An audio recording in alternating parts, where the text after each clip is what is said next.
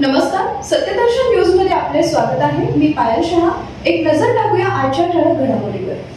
अशोक चव्हाण यांच्यासोबत आपणही भाजपमध्ये प्रवेश केला असता तर नांदेड जिल्ह्यातील हदगाव विधानसभा मतदारसंघाचे माजी आमदार माधवराव पाटील जवळगावकर यांच्या राजकीय भूमिकेबाबत नव्या चर्चांना सुरुवात झाली आहे। सध्या ते भारतीय जनता पक्षात प्रवेश करण्याच्या तयारीत असल्याची चर्चा राजकीय वर्तुळात रंगू लागली आहे।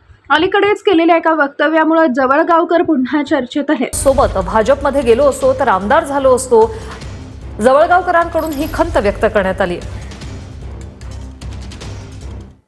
मी जे काही राजकारण आजपर्यंत केलं ते फक्त तुमच्या जीवावर केलं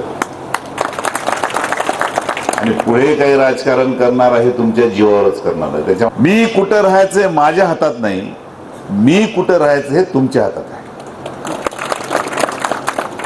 कारण बरेच नेते प्रवेश केले, मुंबईला गेले, तिथंच आपलं कोणा अध्यक्ष किंवा मुख्यमंत्र्याच्या हाताने दस्ती टाकले आणि प्रवेश झाला।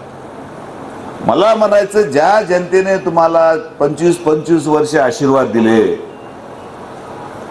त्या जनतेचा विश्वासघात करणारी खानदान अवलाद मी नाही। त्यांच्या या विधानामुळे भविष्यातील राजकीय वाटचालींबाबत विविध तर्कवितर्कांना उधाण आलंय। माधवराव पाटील जवळगावकर यांनी अद्याप भाजप प्रवेशाबाबत कोणतीही अधिकृत घोषणा केलेली नसली तरी त्यांच्या वक्तव्यामुळे राजकीय चर्चांना वेग आलाय।